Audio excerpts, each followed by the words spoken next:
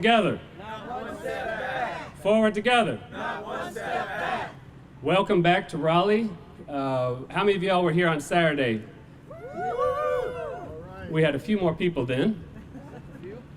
So on Saturday we had thousands of people that descended on Raleigh, our state capitol, and marched from the state capitol to the General Assembly right here with the mass poor peoples and low-wage workers State House Assembly and moral march on Raleigh and to the polls.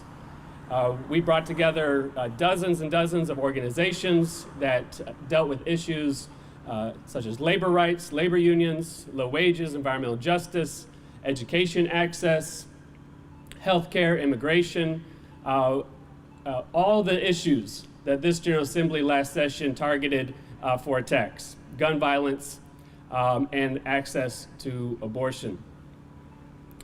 And we had a beautiful day. We heard from dozens of North Carolinians who are directly impacted by these issues.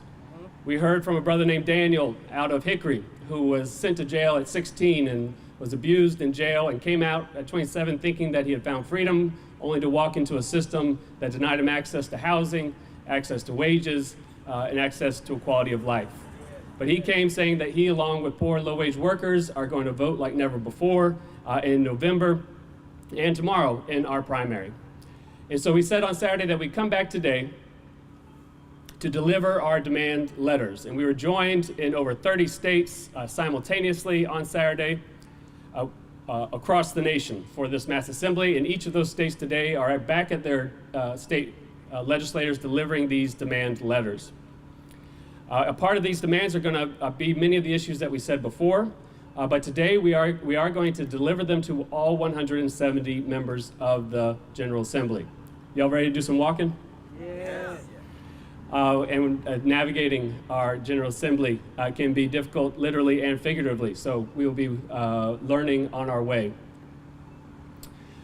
Part of what we also said on Saturday is that we are coming back. That's right. That when the General Assembly comes back on April 24th for the short session, we will be here. That North Carolinians will welcome them back to demand that they fix all the things they broke and address the things they ignored. And many of those things are going to be life and death situations. We know that they made it easier to get a gun. That has already resulted in more gun violence in a state where gun violence is the #1 cause of death for children. We know that if they don't fund early childhood education, we will see hundreds, if not thousands, of daycare centers closed by the summer when a pandemic funding runs out.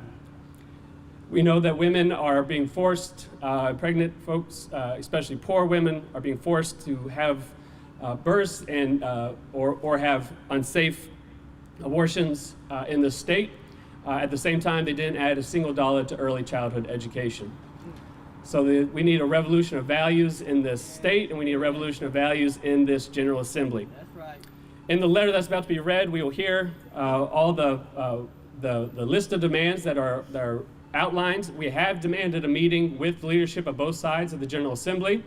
We've gotten positive feedback about having a meeting with poor and low-income North Carolinians from one side of the aisle. We are hopeful that we will get a stronger response from the other side of the aisle, being the majority, Leader Berger and Speaker Moore. But we are today going to all 170, saying that we are bringing these demands and that we will be here and watching them when they come back in April. And so I want to invite one of our tri-chairs for the North Carolina Poor People's Campaign, Reverend Wayne Wilhelm, to come forward and welcome us and then read this letter that we are about to deliver. Thank you, Rob, for allowing us and helping us to assemble here today. Again, I am Wayne Wilhelm, Tri-Chair for the North Carolina Poor People's Campaign and National Call for Moral Revival. And we come here today as faith leaders. We come here today as impacted people. We come here today as advocates to stand together and to stand with one another, to serve notice on this General Assembly, to stop this policy violence that continues to hurt all of us. So we've come here today. We welcome you here. Glad to be here as we serve this notice today. Dear members of the North Carolina General Assembly, Poor People's Campaign and National Call for Moral Revival is a national campaign organizing poor people and low-wage workers along with our moral allies, to challenge the interlocking injustices of systemic racism, systemic poverty, ecological devastation, and the denial of health care, militarism, and the false moral narrative of religious nationalism. Over 40% of the nation, or over 135 million people, are poor or one emergency away from economic ruin, which includes 61% of Hispanics, 59% of Native or Indigenous people, 59% of Black, 36% of Asian, 32% of white people. We account for 1/3 of eligible voters nationwide and over 40% of the electorate here in North Carolina. And yet political campaigns too often have ignored our pressing concerns, and in this election year, we aim to change that. Right.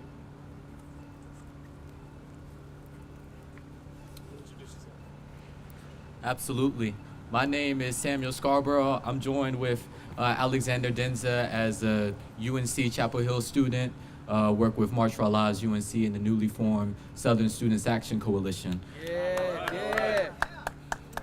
So in case you missed it, in terms of the march on Saturday, please visit our website at www.ppc-nc.org to view the program in full and then hear from everyday North Carolinians who are directly impacted by the policies that these politicians here are passing in this General Assembly.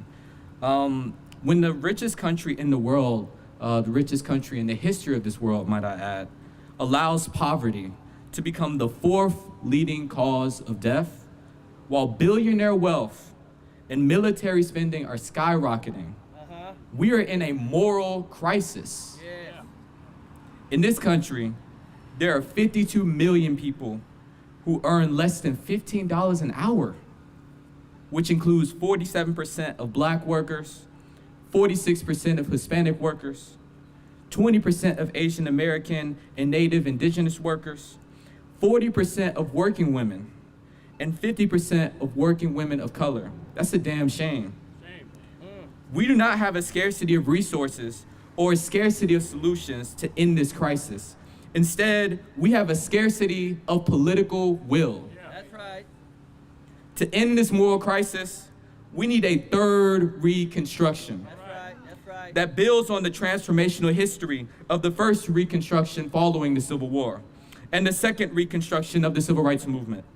Two periods during which multiracial coalitions of people impacted by social injustice joined together and achieved significant strides toward racial and economic justice.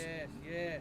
In the attached fact sheet that we have, you will find more information documenting the conditions poor people are facing every day in our state that point to the need for bold policies and, as we're calling, for a political will to shift in this State House here today to address this crisis affecting so many North Carolinians. Amen.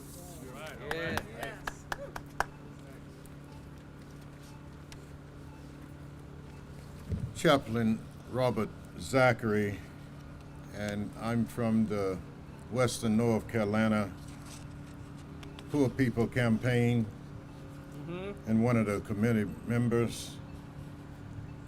I'd like to say that this past Saturday, March 2nd, the North Carolina Poor People's Campaign joined over 30 states nationwide with simultaneous marches and assemblies at state capitals. That's right.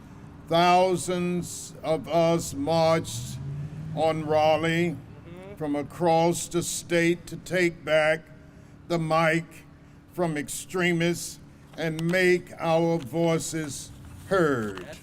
That's right. Indeed, policies that would improve the lives of poor and low-income people, including greater investments in health care, food assistance, housing, child care, and public education, enjoy majority support among Americans.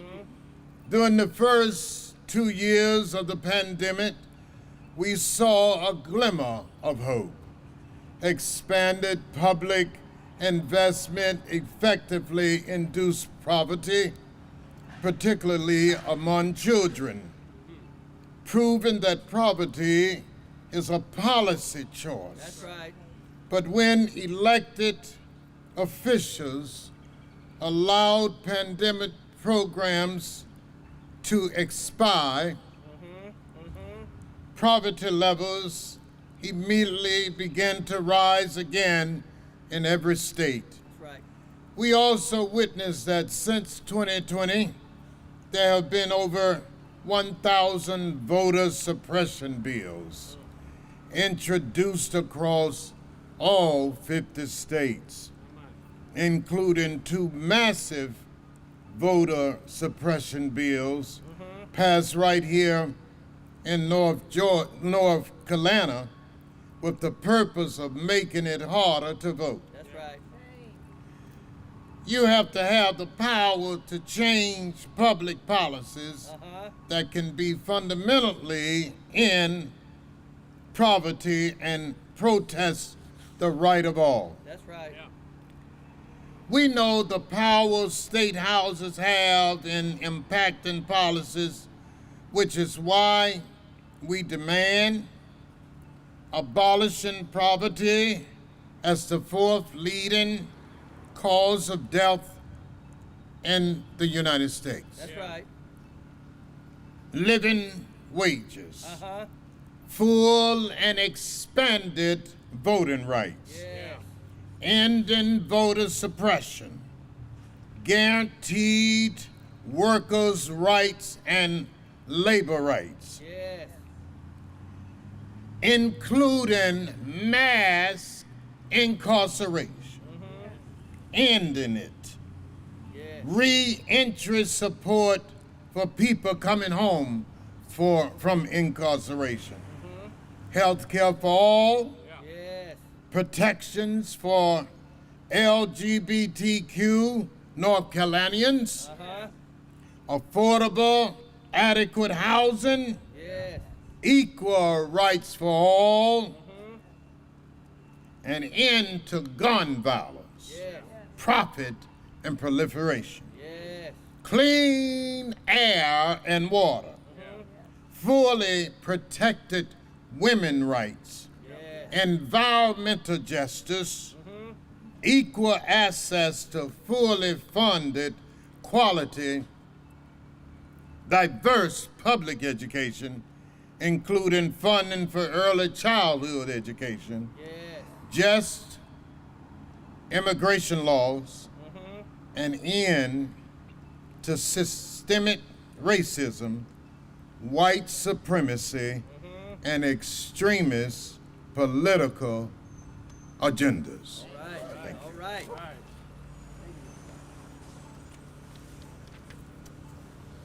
I'm Josephine Scott Dorset, native North Carolinian.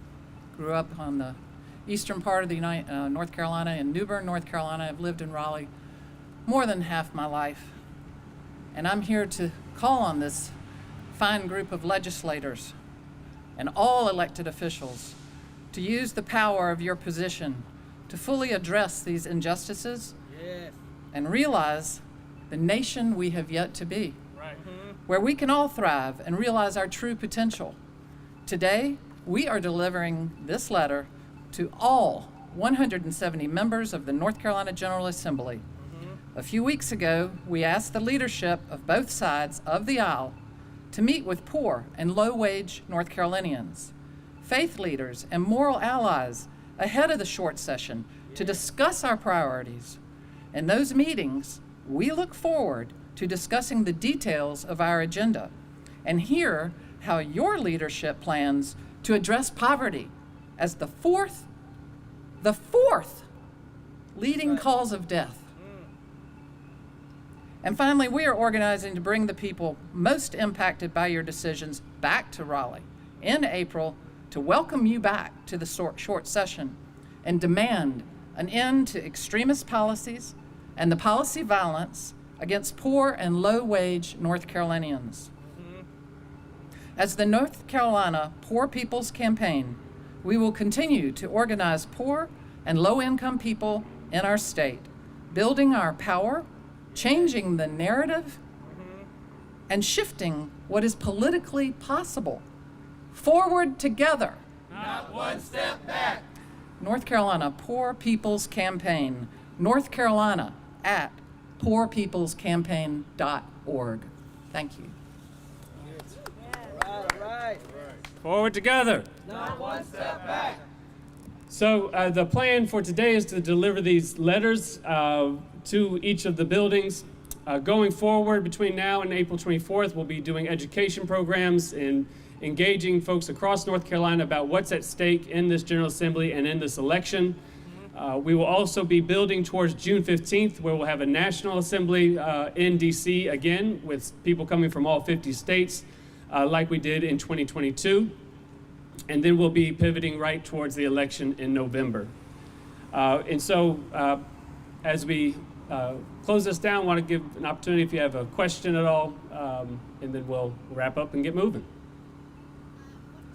About Medicaid expansion that passed, what kind of impact do you think that'll have on this year's election? Yes, and I think, one thing about Medicaid expansion and the impact is that it does give hope that when we march and when we vote and when we work, we can win. They said they would never do Medicaid expansion. Berger and all of the crew up here said Medicaid expansion was never going to happen because it was federal overreach, but it is immensely popular. Their policies are not popular. What they do is they use hate and fear and division to stir up people's imaginations about one another. When we look at the polling, our policies are popular. And it's our work that it's a lot easier to tear something down than to build something up. So we got a lot more work to do than scaring people. But we also know that at the federal level, that's why we're going to DC, is that we're going to lose just as many, if not more, people from the Medicaid rolls because of the end of pandemic funding. And so it is a great victory that we do want to claim, and we want to encourage folks to go and get signed up for Medicaid. There's countless stories of the life-saving ways that it's impacting people right now, and holding also that we have to keep on pushing because everyone doesn't still have health care. We don't have universal health care in this country or in this state. And so we do want to remind people that all this is important tomorrow too, that tomorrow is election day, and we need people to get out to vote, to work the polls, and that while there's not a high-profile presidential primary that is getting people enthusiastic, there are some critical elections in the primary that are going to impact who's going to be on the ballot in November. All right, forward together. Not one step back. Let's go inside together.